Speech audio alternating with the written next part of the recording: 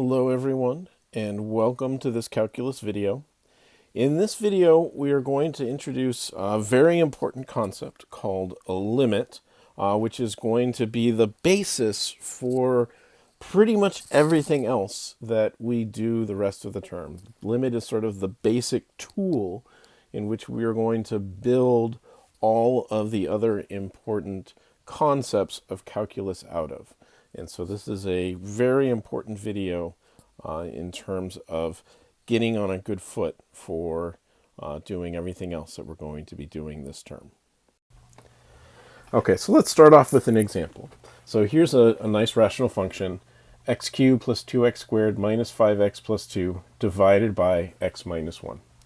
And what we want to think about with this function is what happens to it as we get closer and closer to the value x equals 1. So the first thing to note here is that because we're dividing by x minus 1 on the bottom, we can't actually just plug 1 into this function, right? In fact, the value, if we tried to plug 1 into this function, it does not exist. 1 is not in the domain for this rational function. But every other real value of x is, right? We can plug anything else into there, in for x there, except for 1, and we're not going to be dividing by 0, and so that's completely legal. And so it makes it interesting to think about, well, what happens around 1? If we don't plug in exactly 1, but something a little bit off from 1, what's happening with this function? So simplest thing to do is let's just start creating a table of values. So if I want to be close to 1, 0.9, that's pretty close to 1. And if we plug that in, we get that the value of the rational function there is 1.51. If we get closer, 0.99, then we get the function value is 1.9501. If we get even closer, plug in 0.999, when we see the value of the function is 1.995001. And if we get even a little bit closer, so 0.9999, now we're at 1.99950, blah, blah, blah, blah, blah. And so as we get closer and closer to 1 in our x values, it looks like our function is getting closer and closer to 2. So we've been looking at values that are less than 1. We can also be close to 1 but bigger than 1. So let's look at that as well. So if we plug in 1.1, so that's 1/10 away, we get 2.51. If we plug in 1.01, we're at 2.0501. 1.001 gives us 2.005001.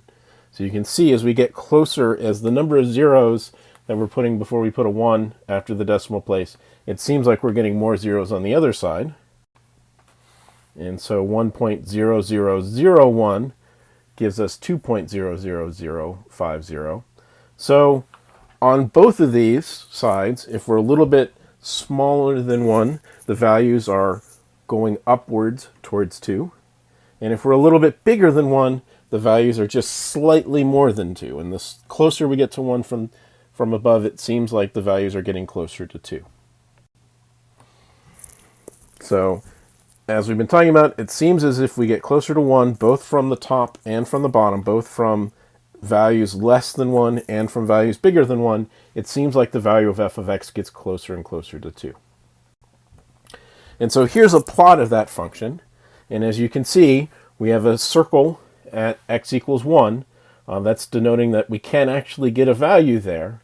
But on either side, we have this nice kind of smooth curve that's leading right towards the y value 2. And so this gets us to the intuitive idea of a limit, right? And so the idea is if as x gets closer and closer to the value a, so we're thinking about a is relating to x, and the values of all the values of f of x get closer and closer to some value L. So f of x is relating to L. Then what we say is that the limit of f of x as x approaches a equals L. Right? So as the x values get close to a, the y values, the values of the function f of x, those are all getting closer to L. So in our last example we were looking at, in this rational function, as our values got closer and closer to 1, the values of the function got closer and closer to 2. And so we will say the limit of this function as x approaches 1 equals 2. Okay, so now let's look at another rational function. So now we have x squared plus x plus 1 divided by x minus 2 quantity squared. And this time we're going to look at it as x goes to 2. So again, 2 is not in the domain of this rational function, so we can actually plug in 2. But that's the only x value that we can't plug in. Every other x value we can plug in, we can get a value out of this function. And so we can be as close to 2 as we want. So long as we aren't exactly at 2, we can get some value for this function. So let's do the same thing we did before. Let's look at values. Let's actually plug in values and see what happens. So if I plug in 1.9, the value of the function here is 651. If I do 1.99, it's over 69,000. If we do 1.999, so add one more 9 to the end of that, all of a sudden we're almost at 7 million. What about if we plug in things that are a little bit bigger than 2? Well, 2.1, that's 751. 2.01 is over 70,000. 2.001, that's over 7 million. So what looks to be happening here? Well, in both cases here, as x is getting closer and closer to 2, these are just getting bigger and bigger.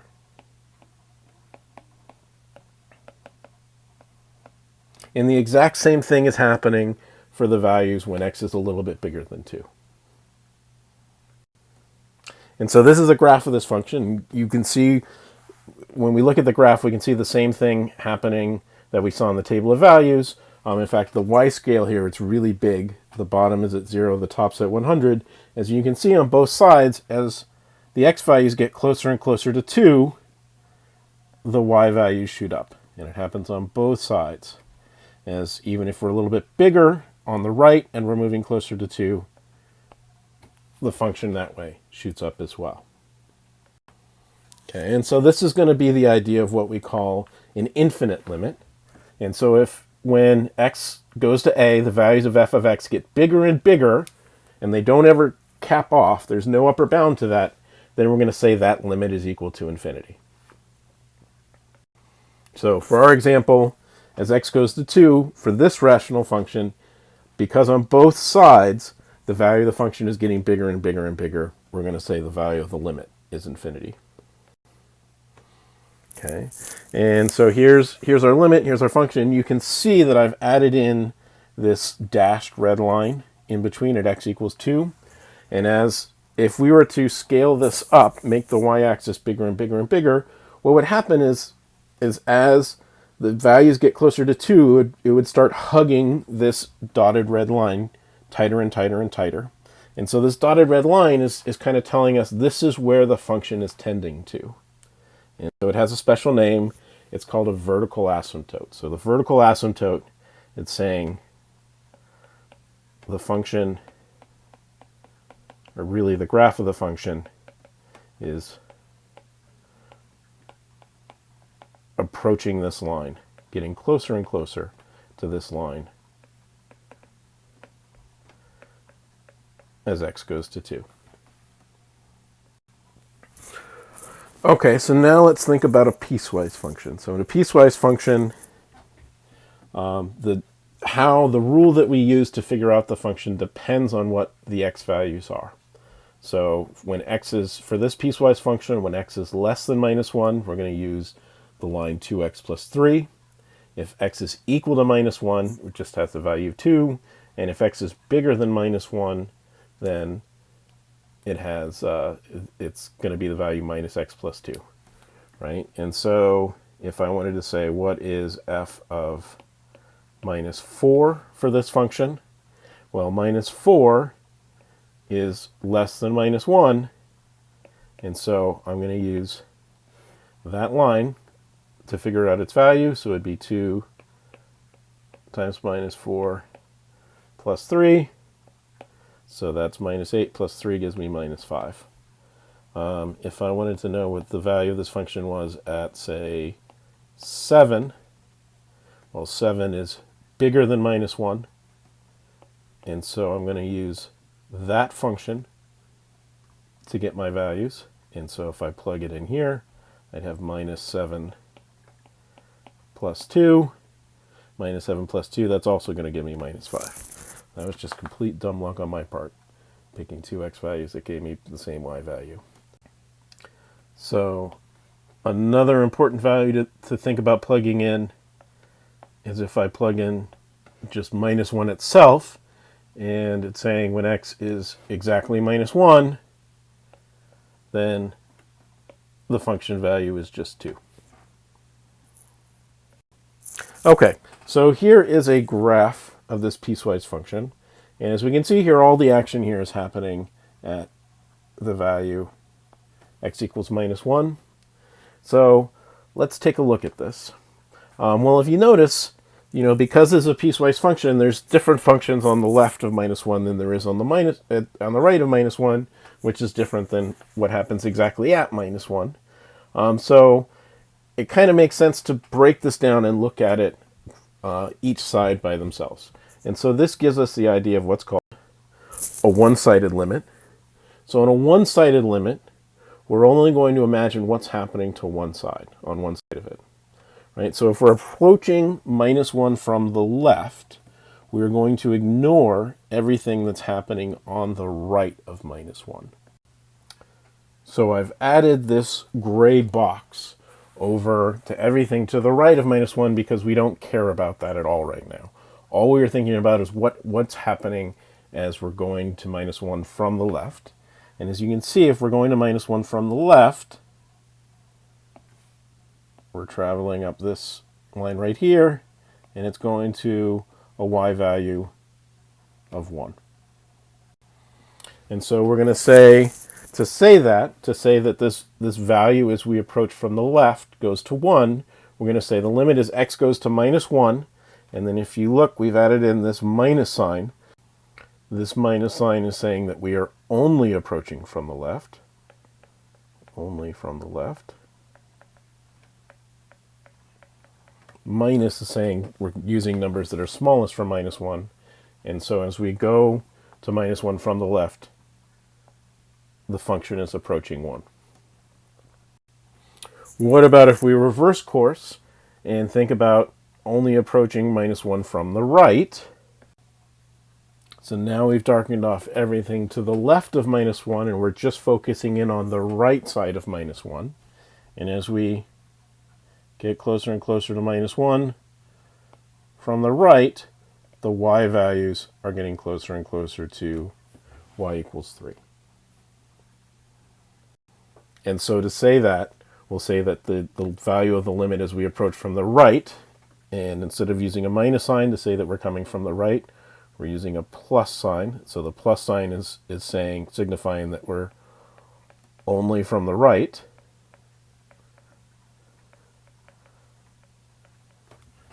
And so then the value of the limit as we approach only from the right equals 3. So we have the value from the left is going to 1.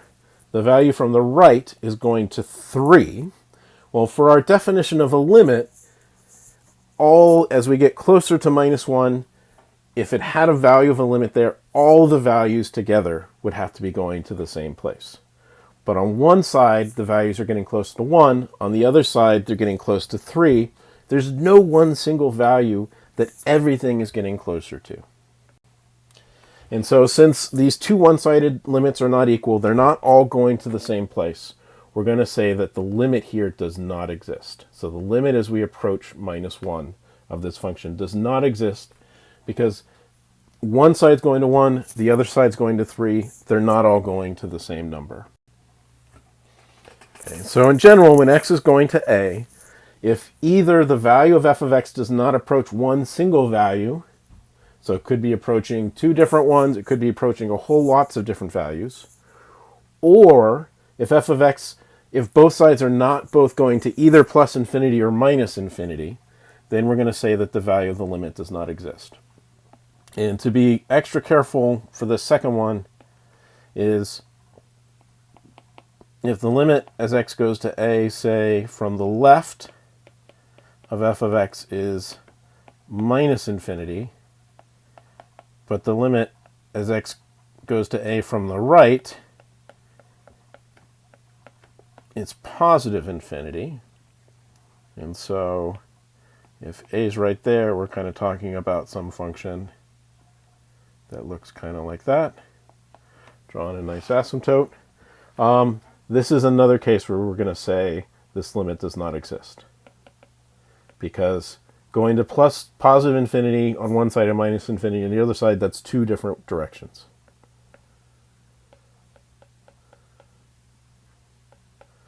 Does not exist.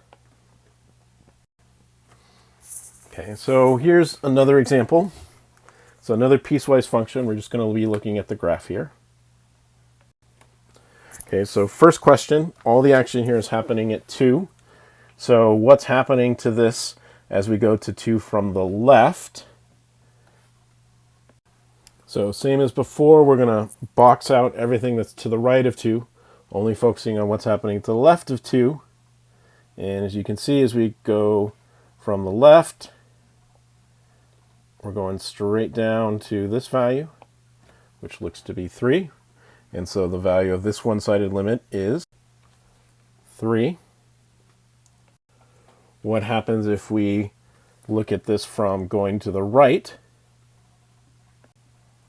So we're going to completely ignore what happens to the left of 2. And it's from the right, we see the function is still going to 3. And so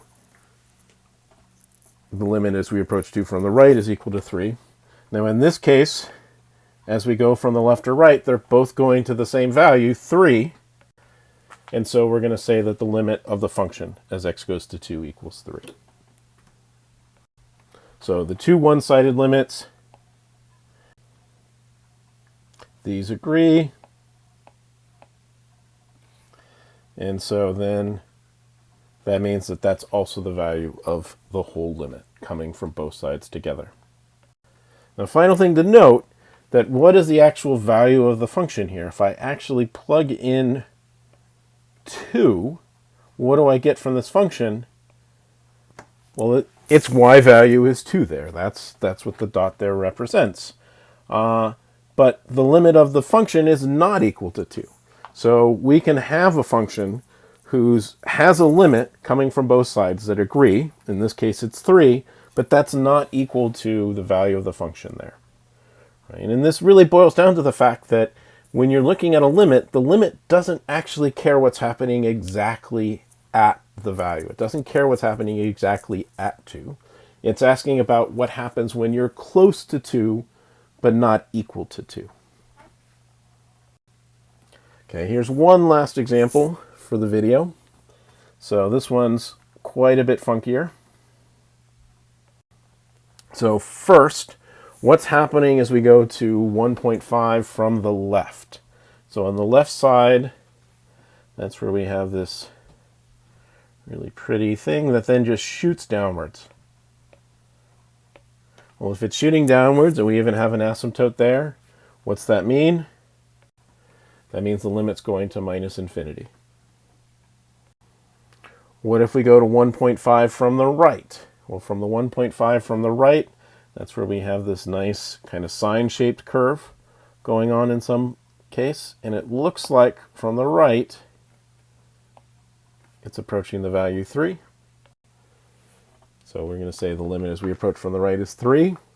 Now on the one side, the limit's going to minus infinity. On the other side, the limit's going to 3. So what is the actual value of the limit of this function? It does not exist as we approach 1.5. One side's going to minus infinity, the other side's going to 3.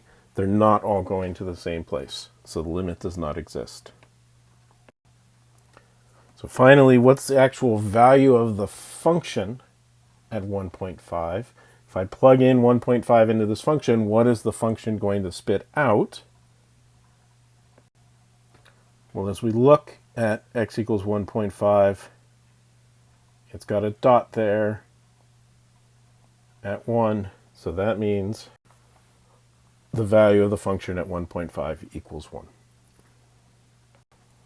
That is all for this video. I will see you again soon.